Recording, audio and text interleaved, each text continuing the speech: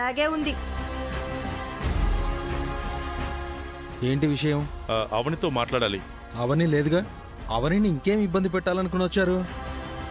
ఇంకా మీకు ఆ అవకాశం ఇవ్వనులేండి. బయలుదేరండి. అది కాదు నరసింహం. సార్, ఈ నరసింహంగాడు మంచోళ్ళకి మంచోడు, చెడ్డోళ్ళకి చెడ్డోడు. నాకు మెంటల్ తెప్పించకండి. మర్యాదగా బయటికెళ్ళండి.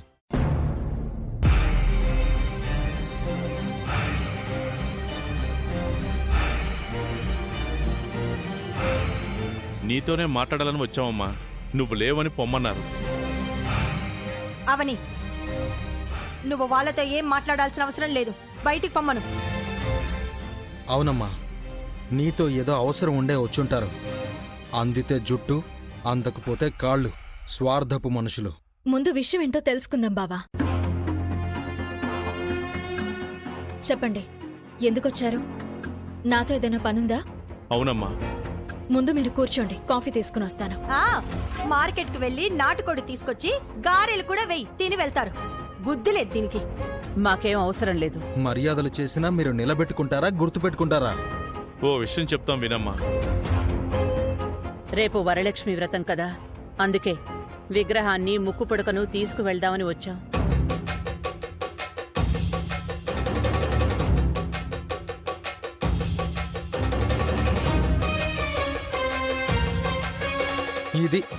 ఇది అసలైన మ్యాటర్.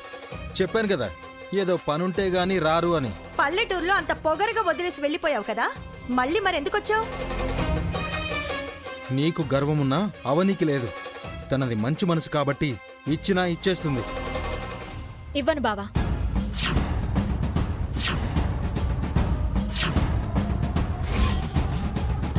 నేను అమ్మవారిని ఇవ్వను. తీసుకెళ్లమని పల్లెటూళ్ళలో అంతలా బతిమాలేవు కదా. మరి మీరు తీసుకెళ్లలేదు కదా. చూడమ్మా, విగ్రహం ఇంటి నుంచి బయటికి పోయిన తర్వాత చాలా అనర్థాలు జరుగుతున్నాయి. అందుకే నువ్వు పెద్ద మనసు చేసుకుని ఇచ్చేయమ్మా. సరే, మీరింతలా ప్రాధేయపడుతున్నారు కాబట్టి ఇచ్చేస్తాను. But one condition. ఏంటమ్మా అది? రేపు వ్రతం ఉంది కాబట్టి ఆ వ్రతంలో అమ్మవారిని పెట్టుకుందామని అనుకుంటున్నాను. వ్రతమైన వెంటనే తీసుకుని వెళ్ళిపోవచ్చు. ఇప్పుడు నా కండిషన్ ఏంటంటే, మీరందరూ ఆ వ్రతానికి రావాలి. కుటుంబ సమేతంగా రావాలి. శ్రీకర్ బావ కూడా రావాలి. ఎందుకు? మీ అందరి సమక్షంలో నా భర్తతో కలిసి నేను వ్రతం చేసుకోవాలి. ఎటువంటి ఆటంకం మీ కుటుంబం నుంచి రాకుండా వ్రతం పూర్తయితే అమ్మవారిని మీకిచ్చేస్తాను. మీరు తీసుకుని వెళ్ళిపోవచ్చు. నాకు ఎటువంటి అభ్యంతరమూ లేదు. కండిషన్ అంటే ఇంకేదో కోరుకుంటుంది అనుకున్నాను. వెరీ రీజనబుల్ గా అడిగింది. నేనైతే గేట్ బయటకు గెంటేసేదాన్ని. ఇది కాబట్టి మీకు అవకాశం ఇస్తుంది. ఏం ఆలోచించుకున్నారు వేదవతి గారు? సరే, కుటుంబం అందరం వస్తాం. మీరు మాత్రమే వస్తే సరిపోదు, ముత్తైదువుల్ని కూడా తీసుకురండి. అది కూడా మేమే చేయాలా? అవును. సరే, తీసుకునొస్తాం. ఎందుకంటే అవసరం నాది కదా. అయితే నాది ఒక కండిషన్. ఏంటది? వ్రతంలో మేము ఇబ్బంది పడే పని మీరు చెయ్యొద్దు. ఏంటది? వ్రతానికి ఆ సత్యాన్ని పిలవకూడదు. అతను పల్లెటూరి జాతరకి రావడం మేము ఇబ్బంది పడ్డాం. సత్య రాడు. అవని పిలుస్తుందేమో. పిలవదు. అవని మాటిస్తే బావుంటుంది. పిలవను. పిలిస్తే మాత్రం మర్యాదగా ఉండదు. అవని మాటిచ్చిందంటే మీలా మాట తప్పదు. సరే, చూద్దాం.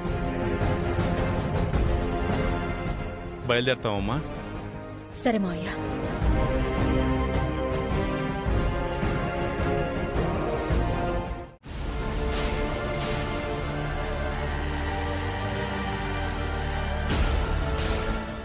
అనవసరంగా మాటిచ్చేసింది. నేనా ఇంటికి రాను అని చెప్పలేకుండా అమ్మవారి విగ్రహాన్ని అడ్డం పెట్టేసింది. వెళ్ళడానికి మనసు సంపూర్ణంగా అంగీకరించడం లేదు.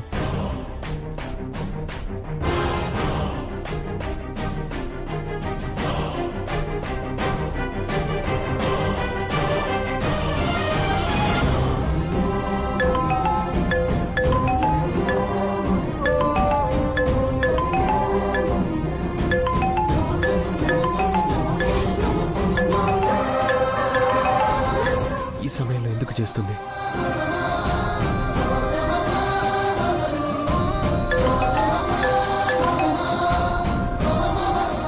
ఫోన్కి దగ్గరలో లేడా? లేదంటే ఈ సమయంలో ఎందుకు చేస్తుందా అనుకుంటూ అలా చూస్తూ ఉండిపోయాడా?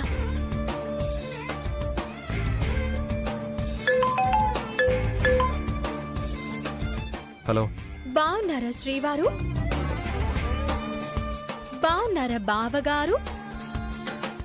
బావున్నారని మాత్రమే అడిగానండి. మీ ఆస్తులేమీ అడగలేదు. తిరిగి బదులివ్వడం సంస్కారమేమో. బాగున్నాను. ఎందుకు చేశావు?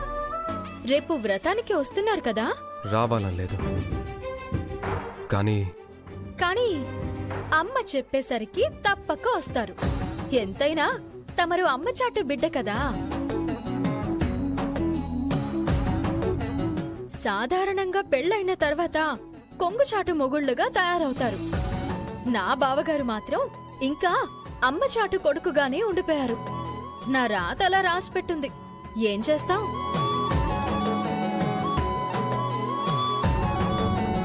సర్లేండి, ఏదో ఒక రకంగా వస్తున్నారు కాబట్టి చాలా సంతోషం.